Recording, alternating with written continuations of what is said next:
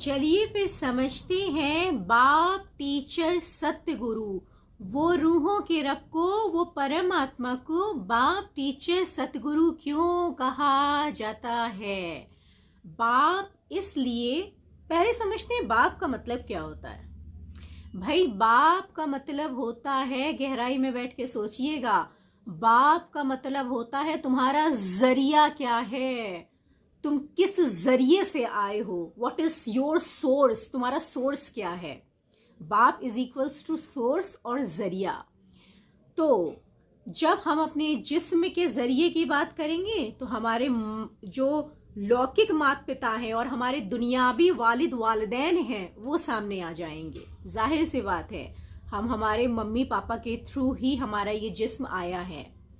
ठीक है, मगर बच्चे दो किस्म के पैदा होते हैं, एक मरे हुए मतलब जिनके अंदर रूहें नहीं होती हैं, दूसरे जानदार जिनके अंदर रूह होती है।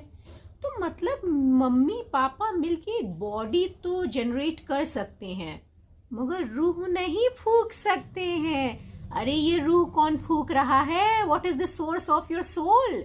आपकी रूह का जरिया क्या है? आपकी रूह का बाप कौन है?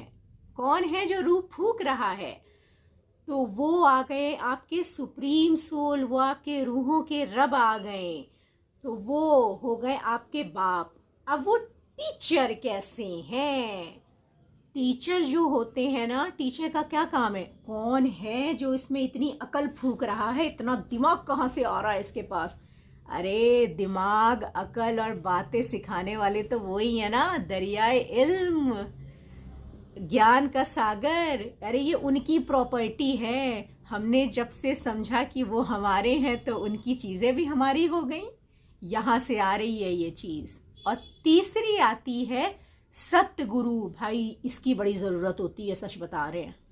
क्योंकि पता है क्या होता है, कई बार ज्ञान बाप का रोल भी वो प्ले कर रहे होते हैं, टीचर का भी रोल प्ले कर रहे होते हैं। आपके पास ज्ञान भी होता है, सब कुछ होता है, मगर जब उसको एप्लीकेशन का टाइम आता है ना, तब आप कंफ्यूज हो जाते हो।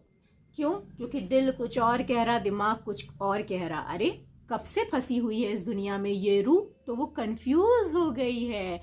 तो वो सत्य राह दिखाते हैं कि वो चीज़ जो वक्ती तौर पे तुम्हें रोशनी दिख रही है मगर असल में वो कल के लिए अंधेरा है, उसको मत करो। वो चीज़ जो वक्ती तौर पे तुम्हें अंधेरा दिख रही है मगर कल की बादशाही है, रोशनी ही रोशनी है, उस चीज़ को करो।